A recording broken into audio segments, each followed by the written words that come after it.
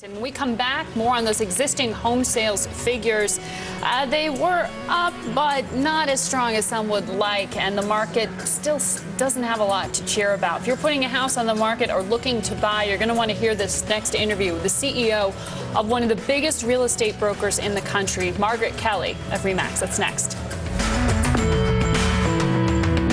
Well, existing home sales did rise in March by 3.7%, but that's not enough to make up for a nearly 9% drop experienced in the month of February. Sales of used homes do make up about 90% of the market, and economists say the industry is still weak because of falling property values and a record number of foreclosures.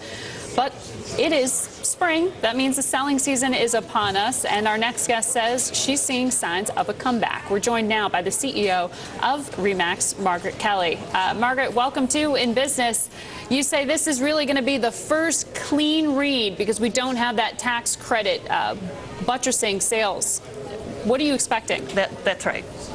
Well, you know, normally what we do is we compare year over year. What happened last March to this March? But we can't do that because of that tax credit artificially stimulated the market. What we're looking at now is month to month. We've gone up 3.7% from February.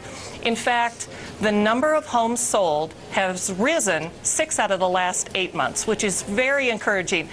I'm cautiously optimistic that we're still going to bump along the bottom, but I think the worst is over. Well, when we look at even today's existing home sales numbers, you saw 40% of sales were distressed. In February, 39% were distressed. That's not helpful for pricing. It's not, but the number of foreclosures on a monthly basis are going down, which is encouraging. Now, we understand that lenders are going back and they are taking more time before they foreclose on properties. So we don't know exactly what's going to happen there. We're very hopeful that as they work through the foreclosures, the numbers will continue to stay down. But on the other side, there are a lot of homeowners, or home buyers, I should say, that are sitting on the sidelines saying, do I jump in or not? Yeah. Are the prices going to continue to go down? And what we've seen, we do a REMAX housing survey, 54 cities across the country. Give you an idea, in January, 0 of the 54 cities had an increase in price. In February, 17 of the 54, and in March, 35 of the 54 cities have seen an increase in prices. That's very encouraging. You put that with good inventory to pick from, low interest rates, it really is an incredible time to buy right now. Yeah, and you're looking at Tampa, Miami, Phoenix, Las Vegas, those real troubled markets seeing price increases. Interesting to note, you're on the board of directors of the Kansas Fed, so I know what you're saying is listened to carefully here by economists. When you look at the amount of time a house sits on the market, how does that play into how you're characterizing the health of the housing market right now?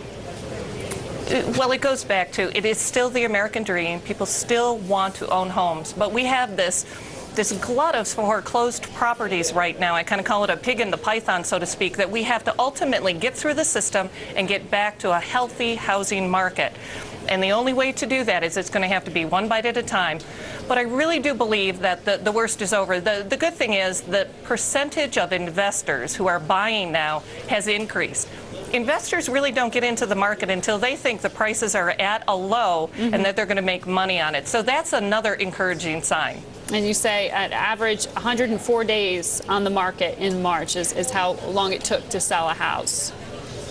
But there's also, you need to break that into two pieces, owner-occupied homes that are for sale and distressed properties. Yeah. Not everyone wants a distressed property that they may have to renovate and fix. Owner-occupied has a good, marketing.